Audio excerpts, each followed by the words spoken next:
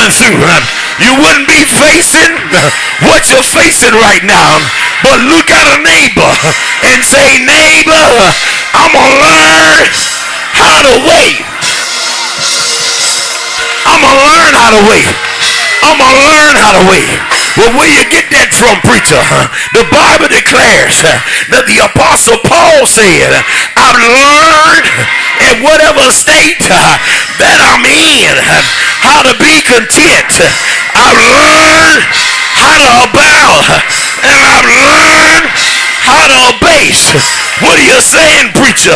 I learned when I ain't got no money to sit home and stay home and watch a movie instead of going to Payday, long place, and borrowing money I really ain't got.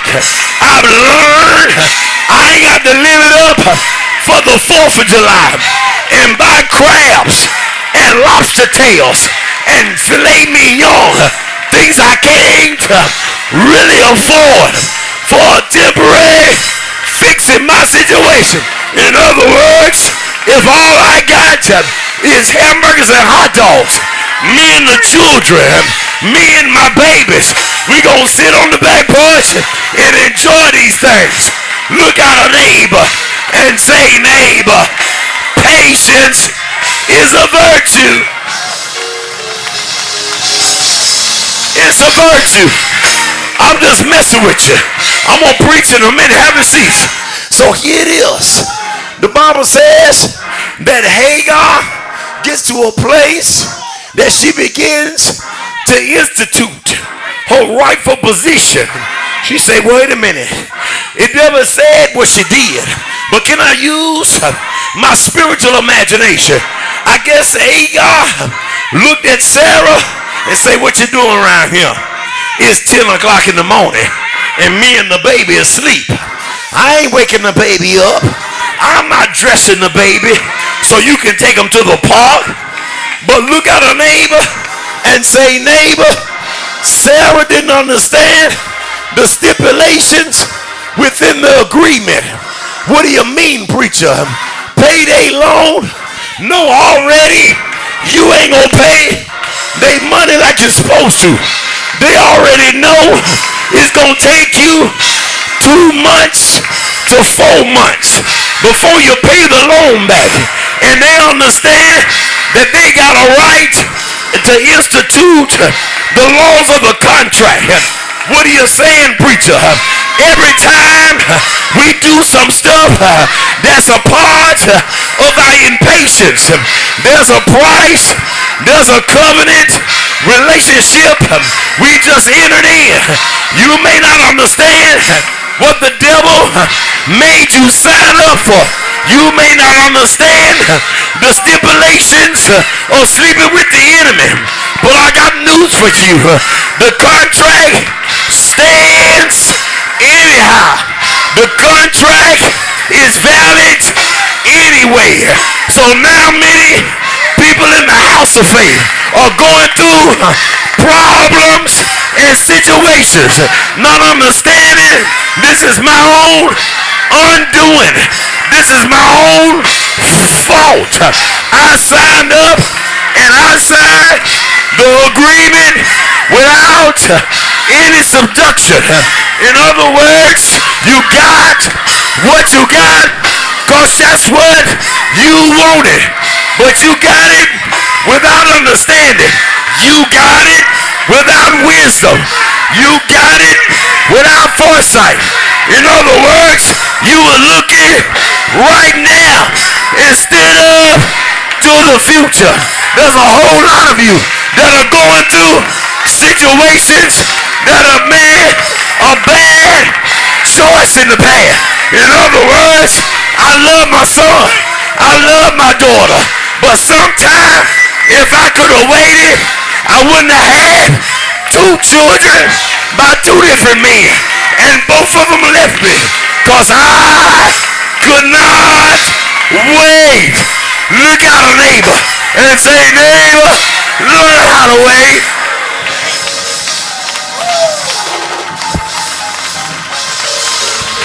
Learn how to wait. Learn how to wait. When faith, you understand that God is doing something. The Bible says that when she made this agreement with Hagar, Hagar began to implement the terms of the contract. She said, I ain't doing nothing. You can get out my house with that. This is my baby. And all of a sudden, Sarah got upset. Sarah got mad, and she ran to Abraham and said, Abraham, I don't know what you've done. I don't know what got into you, man. But Abraham said, what? What are you talking about? What got into me? It was you. It was your fault. You the one made that agreement. You the one decided to satisfy your flesh for a moment. But look at a neighbor and say, neighbor, that's how we do. We want to blame somebody else for our problem. Ain't nobody took your name and signed it on the dotted line. When you say, I do take him to be married as my lawful wedded husband, I do. Y'all ain't saying nothing. In other words, the justice of the peace, neither did the preacher force you to say, I do. You said.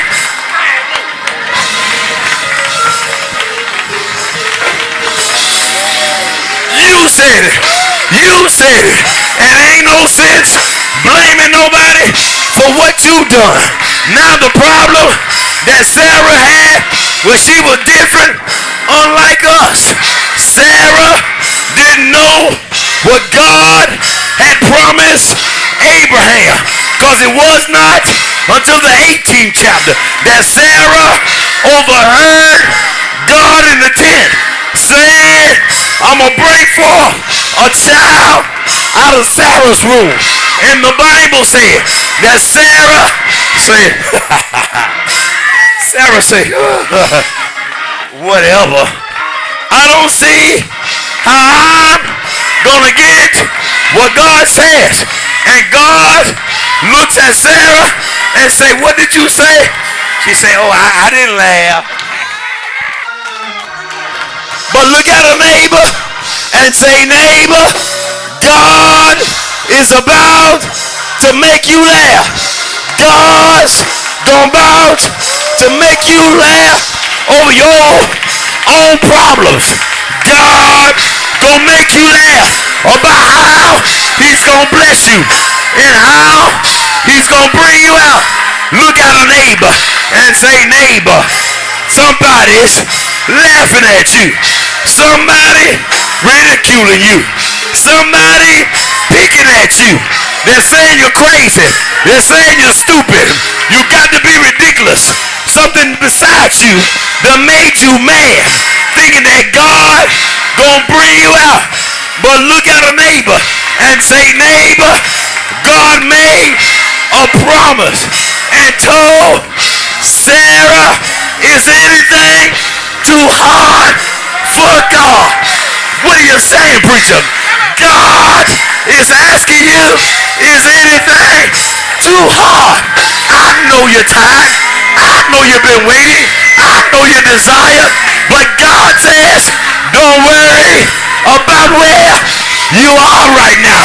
Don't worry about what you're going through, because God has made you a promise. No matter how long you got to wait, wait, I say, upon the Lord and be of good cheer, and he shall strengthen thine heart. Look at a neighbor and say, neighbor, I'm just waiting. I'm just waiting. I'm waiting on my manifestation. I'm waiting on what God said. I'm waiting. I'm waiting. I'm waiting. I'm waiting. I'm waiting. I'm waiting. I ain't gonna get in a hurry. I know it look bad, but I am waiting. I'm waiting on the one, the creator of heaven and earth. He told Abraham, he said, you that believe against hope, that is counted unto you as unto righteousness. In other words, I'm going to bless you. You going to be the facilitator of everybody else who's walking through trouble situation. You going to be the person that sets the example before everybody else that gets impatient while they're waiting on the manifestation. He says, Abraham, I'm going to call you the father of many nations. What are you saying, preacher? In other words, the people that God is blessing are the faithful, are the righteous, are those that patiently wait on God. In other words, you become an heir with God. You become a part of God when you learn how to wait on God. In other words, I'm a believer.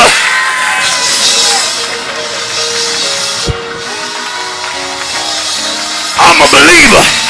I'm a believer. Though it look crazy, I'm a believer.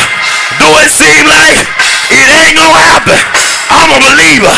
When you look at me, don't mistake me for being like Sarah. When you look at me, my name in the past was Sarai, but now God has changed my name. God has changed my expectation. God has changed me. And before, I would not wait. Before, I would not be patient. Before, I would do anything my flesh told me to do. But now, I wait.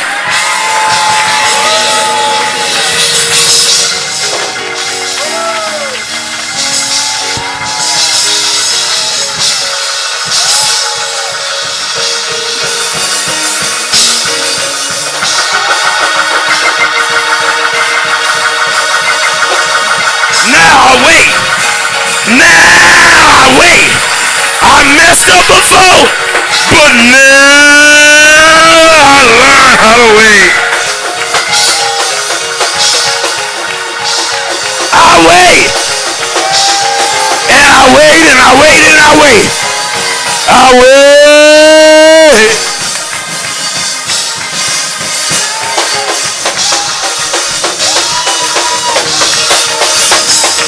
If you waited on God, you better praise Him. I'm waiting.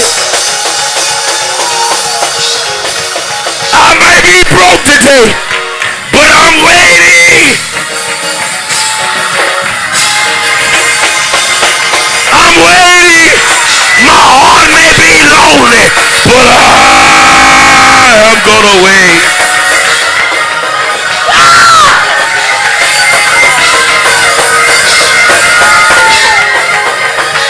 I'm gonna wait, cause I can't afford another Hagar in my life. Cause I'm a believer that He rewards them that diligently seek Him.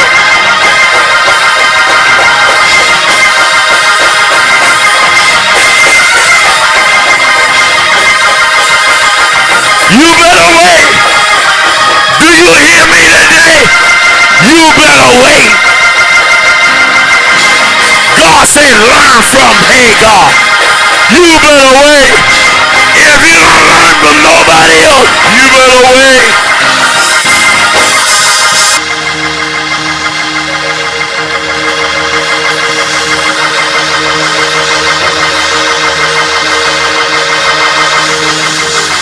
The trouble is almost over.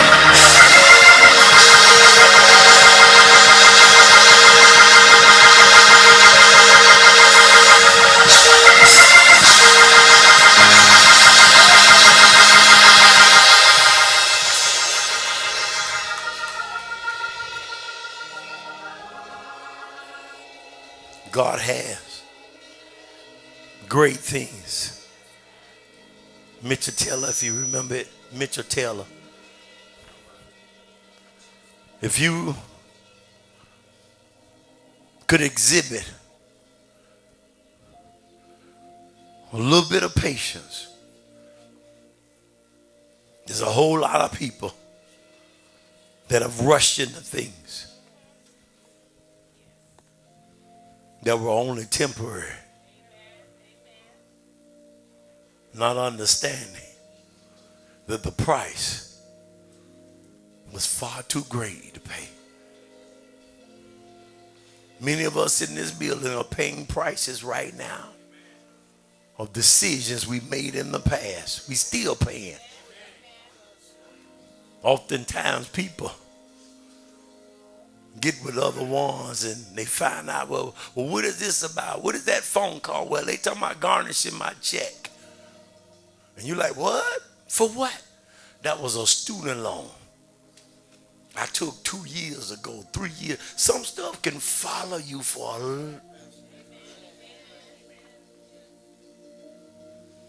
many years.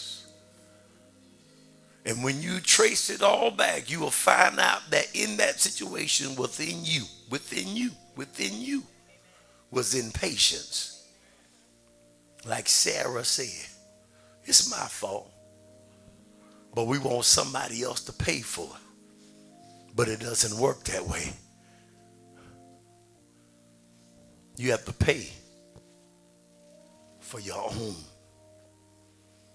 shortcomings in life. And what I'm here to tell you and share with you, that even though you made a mistake, even though you went through what you went through and experienced the things that you experienced, God says, I'm going to give you a second chance. I'm going to give you another opportunity to make it right. What do you mean, preacher? He comes to Sarah and he tells her, he said, you're going to have a child. And even though it looks impossible, even though it looks ridiculous, it looks like it'll never manifest, he says, just believe me. But what I'm going to do for you, I'm going to give it to you in the time of life. For many of us, we don't understand that God has already on the calculator, already in the timetable of his calendar, specific things that he's going to do for you. Many of us, my God, I know you didn't want to wait to 2018, but that's when the marriage coming. Hello, somebody. That's when the true relationship that's going to be edifying to your soul is going to manifest. 2019, I'm going to give you the job. 2020, that's when you're going to walk into your house. Hello, somebody. That's going to be a blessing to you. 2021, that's when you're going to get the real job that's going to be beneficial to you and not going to hamper you or hurt you or deter you. When God makes us a promise, we have to learn how to wait. I don't know about you, but there are many things that I'm waiting on God to do for me. I'm waiting on him to manifest it in my life. Yeah, I'm impatient. Yeah, I wanted to come. Yeah, I'm tired of even of waiting. But I've learned, hello somebody, how to wait. It's a process. It's a growing. It's a maturity.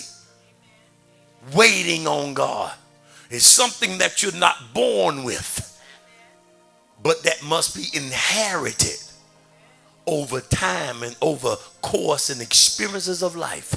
For many of you, all you have done is gone through stuff. And God was trying to show you at the end of the test, you should have waited.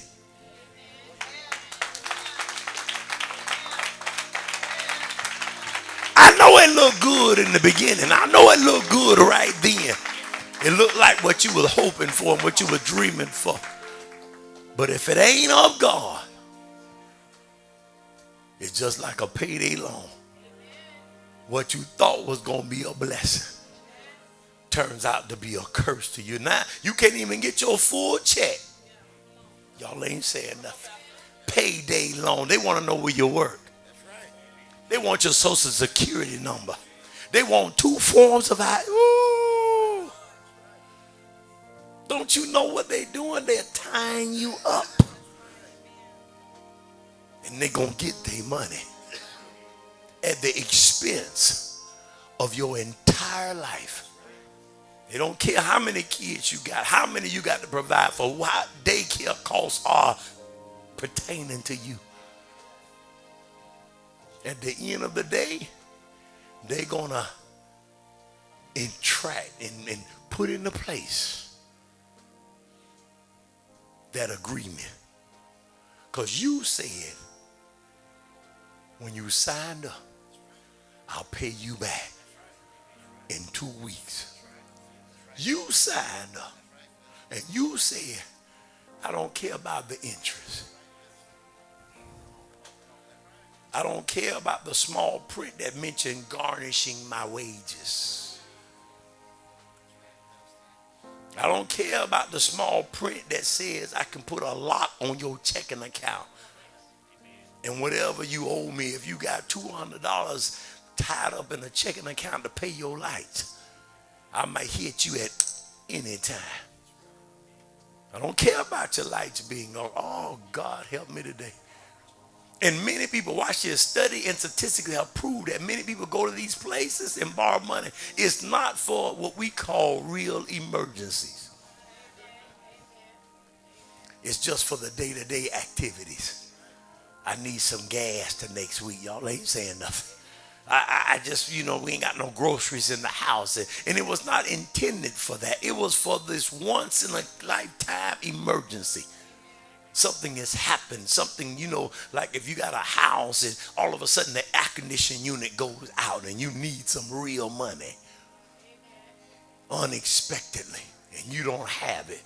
It's for that emergency. But most of us use it for things we can simply wait on. I keep telling you, I know it's 4th of July coming. I know you want some of them big, but the shrimp gets so large, they call them prawns. 5 of them will fill you up. I know you want them. I know it, man, they juicy like that. But can you afford it? And we have to learn how to make rational, watch this, saints, decisions in life. Too many of us have been making, that's our problem. We've been making too many faulty decisions. And most of them been based on impatience, fulfilling temporary desires. They talk about, there's a book out that talks about the difference between millionaires and the average class citizen. Millionaires know how to wait. They'll invest their money. They'll put it away in stocks and bonds and mutual funds. They invest in the real estate. They invest in the corporate 401ks and all kind of things of that nature. Roth accounts. And they'll sit there and let that money 20, 30 years just sit there and pile up. But not us. Come on. I'd be amazed. I'd be constantly. I'm sitting around millionaires all day long. I was around one this weekend and I was expecting him when he pulled up, I ran to go see what he was driving. I just knew he had one of them Audis. Come on, y'all ain't saying that. He pulled up in a pickup truck.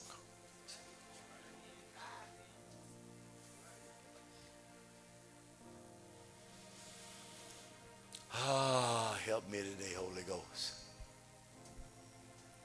Because they're waiting. What are they waiting on? They're waiting for the maturity of their money. I wish I could really take y'all to some economics and, what they call compound interest. One day, y'all remind me, I'm going to share that with y'all, something I learned in college. You can invest $100 a month right now, every month, when you're 20 years of age. And by the time you get ready to be 60, come on, you have well over $300,000 saved up in the bank. But you can take that same 100 a month and you can get you some Sean John. I ain't gonna get no help. I ain't gonna get in there. Yeah. Some Izod and some Nike, some Fubu, some Calvin Klein, some Louis Vuitton. Come on, I ain't talking about the real one. I'm talking about from the flea market. look like Louis. It's ooey. You got to look at the L real careful.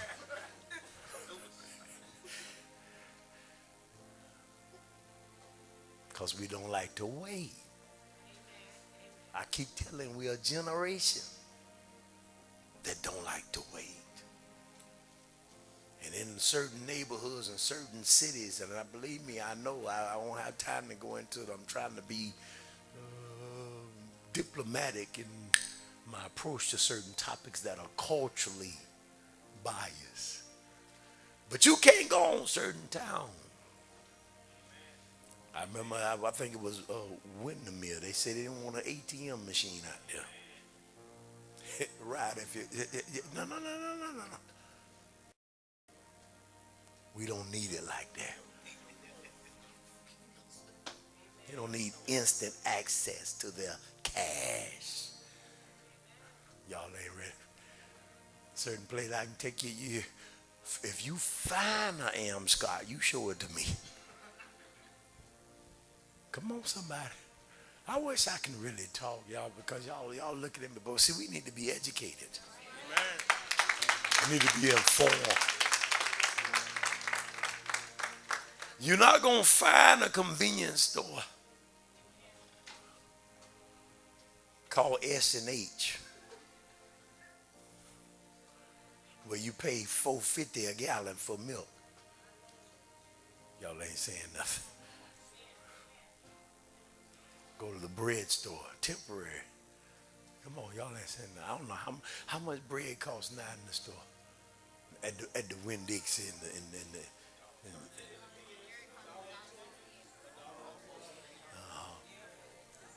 bread up there, ain't it? What? Now, how much it costs at S&H?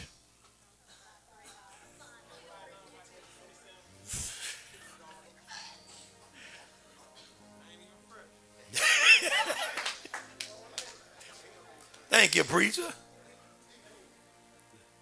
Temporary. I want to share, and I'm through. Come on, stand to your feet. I got to get you out of here because my time is well over. And I apologize, but it was a good word on today.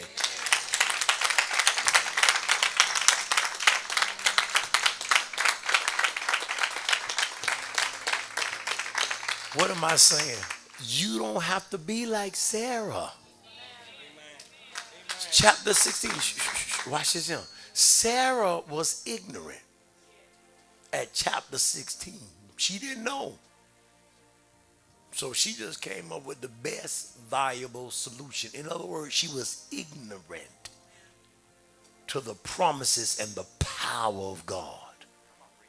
It wasn't until chapter 18 that she found out there is anything too hard. So I understand her mistake. But to many of us, we already in chapter 18. Hello, somebody. And we shouldn't be making these mistakes of chapter 16. I'm saying that there's some stuff we made in the past. You shouldn't still be making them same mistakes today. I ain't got to have another child. I wish you women would support me in here. Hoping on a promise. I'm going to wait on God. I'm not going to be in a hurry. My prayer today is for many of you who are waiting on whatever. Whether it's a relationship, man or woman, whether it's pertaining to your children, whether it's pertaining to your job and your promotion. Sometimes we take jobs that ain't of God. Y'all ain't saying nothing. It look good temporarily, but the wear and tear. Y'all see, y'all ain't ready for that one. The stress and the strain. Some people right now ain't in church because of jobs. I wish I know you don't understand. But Jesus said, what do it profit a man to gain the world and then lose his soul? Matthew 13 says, watch this, because sometimes we can get caught up into the cares of this world and the deceitfulness of riches, and they bring forth no fruit. Sometimes some things are not given to you of God, and you got to learn how to wait. Hello, somebody. Oh, you got to be patient. I don't do anything without asking God.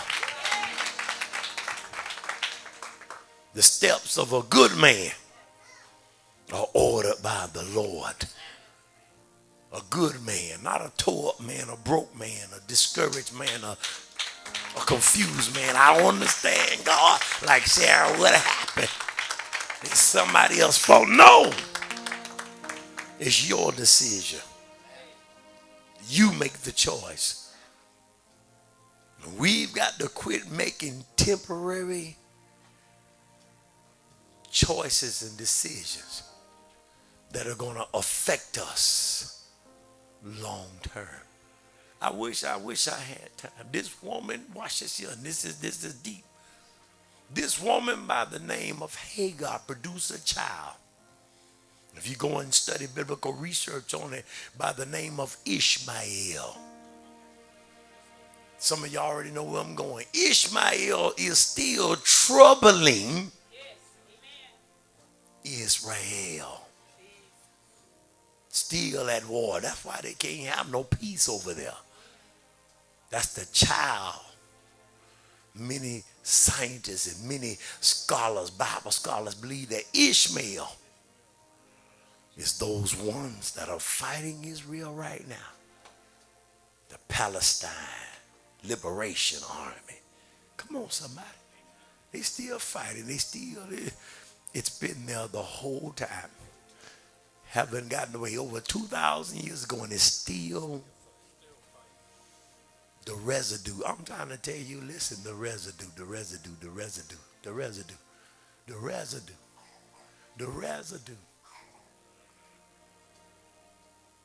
It's time to start making good decisions. Good choices.